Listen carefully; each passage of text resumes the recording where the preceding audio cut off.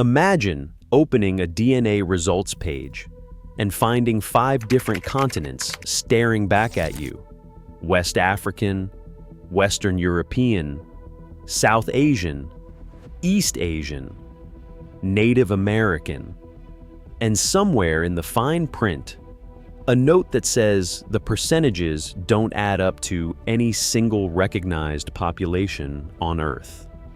That is not a glitch. For millions of people who carry Creole ancestry, that result is exactly what their history looks like when the science finally catches up to it.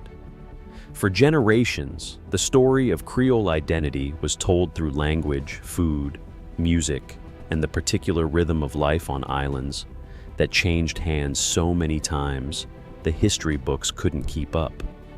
It felt complete, it felt knowable, and underneath all of it sat one quiet assumption: that the biology confirmed the story, that if you trace the genes back far enough, you would find a straightforward colonial mixing event. Europeans arrived, Africans were brought by force, cultures collided, and something new was born. Ancient DNA has a different answer, and it does not simplify the story. It explodes it. What modern genomics is uncovering about Creole origins is not a revision, it is a complete rewrite. And it starts long before any European ever set foot on a ship. The comfortable version of Creole history goes something like this. European colonial powers, primarily the French, British, Dutch, and Portuguese, established colonies across the Caribbean, the Indian Ocean, and coastal Americas beginning in the 15th and 16th centuries. They brought enslaved Africans to work plantations. Over generations, those populations mixed with each other, with indigenous peoples, and with later waves of indentured laborers from South Asia and East Asia. Out of that collision came something new: a people, a language, a culture that belonged to no single origin, but drew from all of them. The Creoles, born of empire, defined by mixture, identified by the languages they spoke and the cultures they built. It was a tidy story. It matched the historical record, aligned with the archaeology of colonial-era settlements, and made intuitive sense given what we knew about the demographics of plantation societies. And for most of the 20th century, nobody seriously questioned it, because nobody had the technology to test it. The assumption sitting underneath all of it was this: that Creole genetic identity was essentially a colonial-era phenomenon, that the biological clock started when the ships arrived, that what came before, the deep ancestry of the African populations, brought in chains, the indigenous peoples already living on those islands, the Asian laborers who followed, was too distant, too fragmented, or too difficult to trace to meaningfully change the picture. That assumption did not bend under the weight of new evidence. It collapsed entirely. And the collapse began not in the Caribbean, but in the DNA of West Africa itself. When researchers began applying whole genome sequencing to populations across West and Central Africa, they were not primarily trying to solve the Creole question.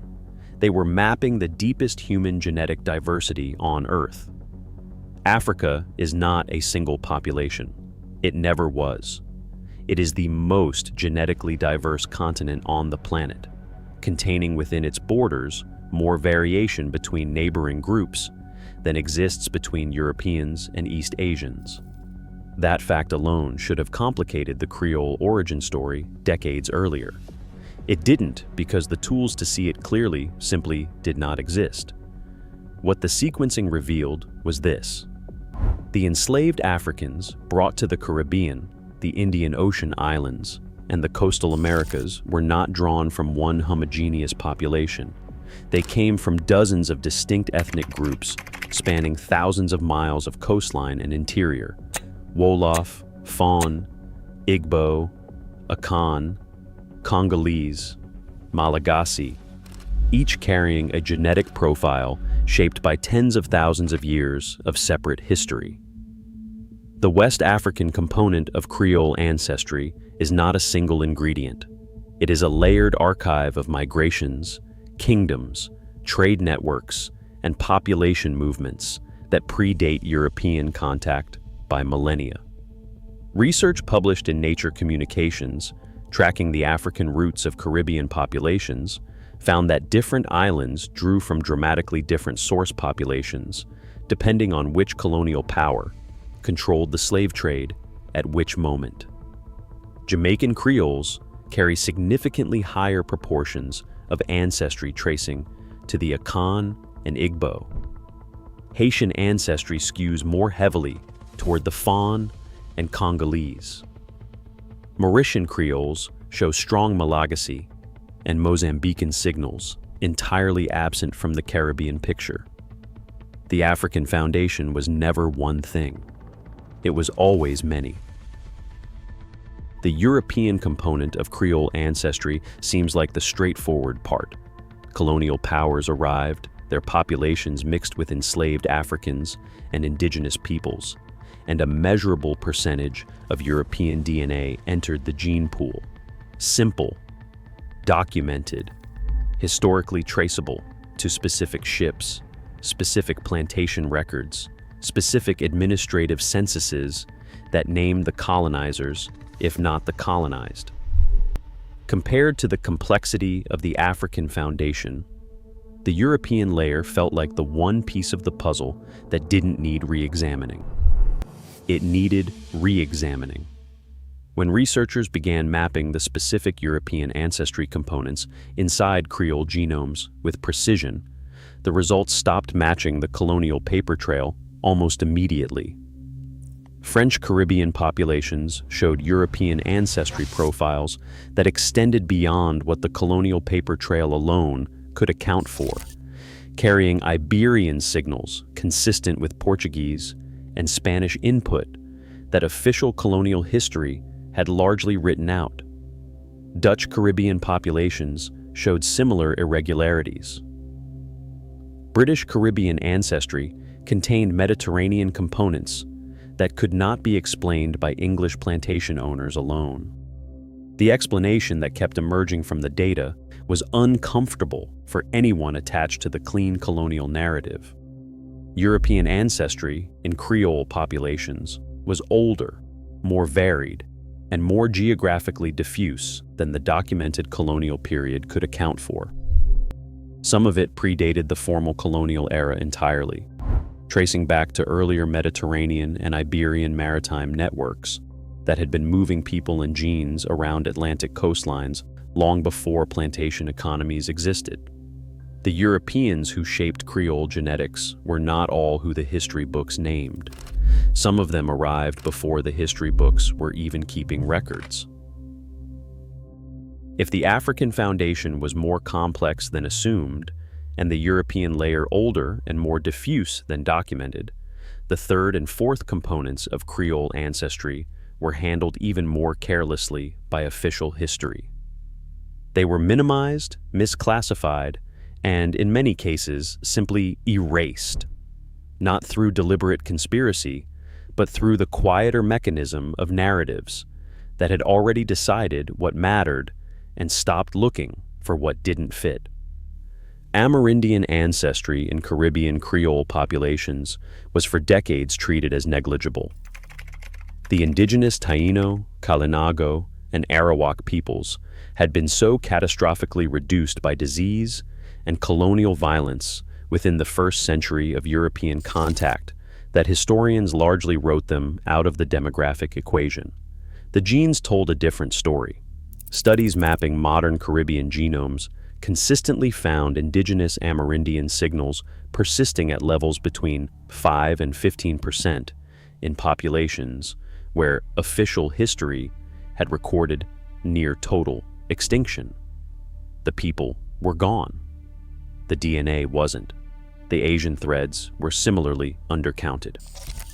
South Asian indentured laborers brought to Trinidad, Guyana, Fiji, Mauritius, and Reunion after the abolition of slavery left genetic contributions that official Creole identity frameworks struggled to categorize. East Asian input from Chinese laborers in Jamaica, Cuba, and across the Indian Ocean islands added another layer that sat awkwardly inside a narrative built around a simple African-European binary. Malagasy ancestry, tracing back to a population that was itself a mixture of Bantu African and Austronesian Southeast Asian, appeared in Indian Ocean Creole genomes as a signal that effectively carried two continents inside a single ancestry component. History drew clean lines. The genome never did.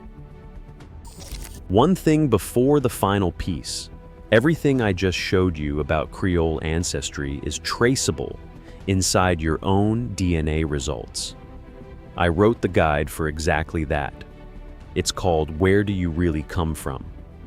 Link is below. Now, here's what nobody talks about. Here is the detail that should not be possible and yet keeps appearing in the data. Across nearly every Creole population studied, the genetic profile and the linguistic profile refuse to move in the same direction at the same time. Populations whose genes shifted dramatically held on to their languages. Populations whose languages transformed beyond recognition maintained surprising genetic continuity with their predecessors. The two things that were always assumed to travel together, who you are biologically and what you speak, kept separating in the Creole story the way they separated nowhere else quite so clearly. The parallel to ancient Italy is exact and uncomfortable. The Etruscans carried steppe ancestry that across the rest of Europe correlated perfectly with the spread of Indo-European languages. Yet the Etruscans spoke something that was emphatically not Indo-European. Genes changed. Language held. The explanation that survived scrutiny was that language proved more culturally resilient than biology. New populations moved in, assimilated culturally, and the tongue outlasted the bloodline that had originally carried it. Creole languages follow the same logic, but in reverse. The languages transformed beyond recognition, simplified, hybridized, rebuilt from pieces of a dozen parent tongues, while the population speaking them often retained deeper genetic continuity than the linguistic rupture would suggest. The language sounded like a new people had arrived. The DNA said many of the same people were still there. That paradox does not resolve cleanly. It simply demands that you stop using one as evidence for the other. Language is not a genetic tracer. The Creole story proved it beyond any reasonable doubt. If you wanted to design a single population that made every existing framework for understanding Creole identity collapse simultaneously, you would design the Indian Ocean Creoles. The inhabitants of Reunion, Mauritius, and the Seychelles represent perhaps the most genomic complex human populations ever documented in a single geographic cluster. 5 continents, centuries of layered migration, a gene pool so heterogeneous that standard ancestry classification software struggles to assign clean percentages without essentially inventing new reference categories to contain what it finds. The history alone should have prepared researchers for what the DNA revealed. These islands were uninhabited before European arrival. There were no indigenous populations to displace, no pre-existing genetic baseline to preserve. What followed was an uncontrolled demographic experiment conducted by colonial economics. French and British settlers arrived first, then enslaved East Africans and Malagasy, then indentured South Asian laborers from India and Sri Lanka, then Chinese merchants and contract workers, then smaller waves of Arab traders, Somali sailors, and Southeast Asian migrants carried on commercial currents that the colonial administrators never fully controlled or recorded. The resulting genomes do not look like admixture between 2 or 3 populations. They look like a genetic negotiation between 5 or 6 simultaneously, each component carrying its own deep history of prior migrations layered underneath it. The Malagasy signal alone contains Bantu African and Austronesian Southeast Asian ancestry fused together before it ever reached the Indian Ocean islands. The South Asian component subdivides further into distinct regional populations from the subcontinent carrying their own divergent histories. Mauritius did not produce a Creole people. It produced a genetic archive that has no clean name in any existing human population database.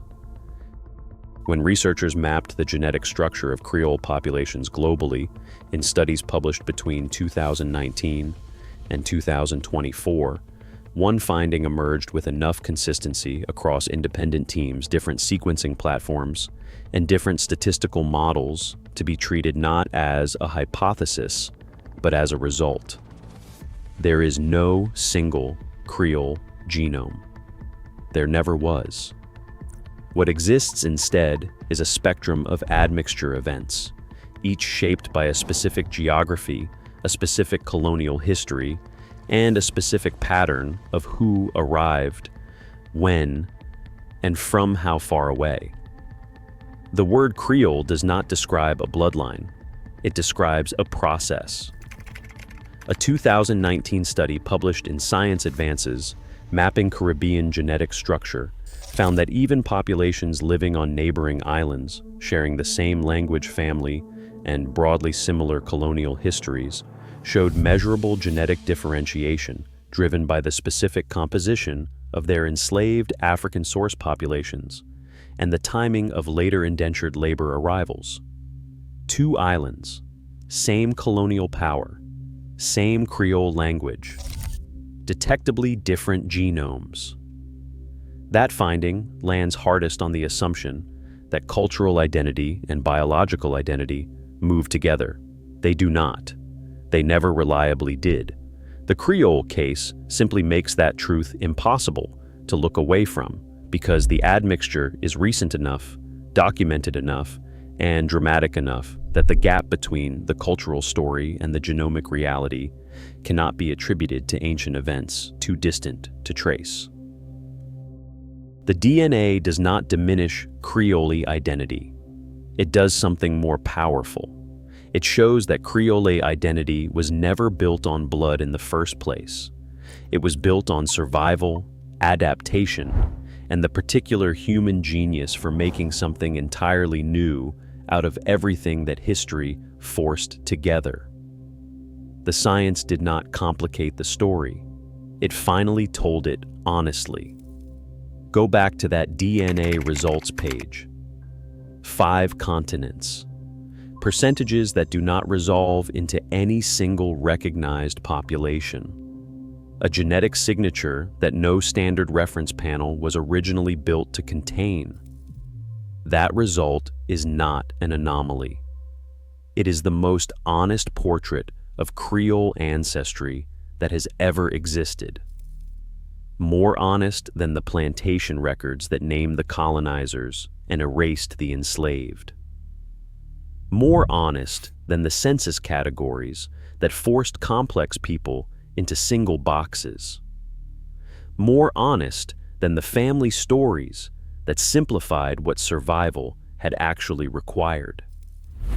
What ancient DNA has uncovered about Creole origins is not a story about mixture. It is a story about depth. Every component of that genome carries its own prior history of migrations, kingdoms, forced movements, and deliberate crossings that stretch back thousands of years before any European ship left any harbor. The African Foundation alone contains multitudes. The rest of the genome only adds to them. Stand anywhere in the Creole world today, a market in Martinique, a port in Mauritius, a street corner in Kingston, and you are standing on a genetic archive that no single origin story was ever large enough to hold. Creole was never a bloodline. It was always a crossroads. And now, for the first time, the science is finally wide enough to see it whole.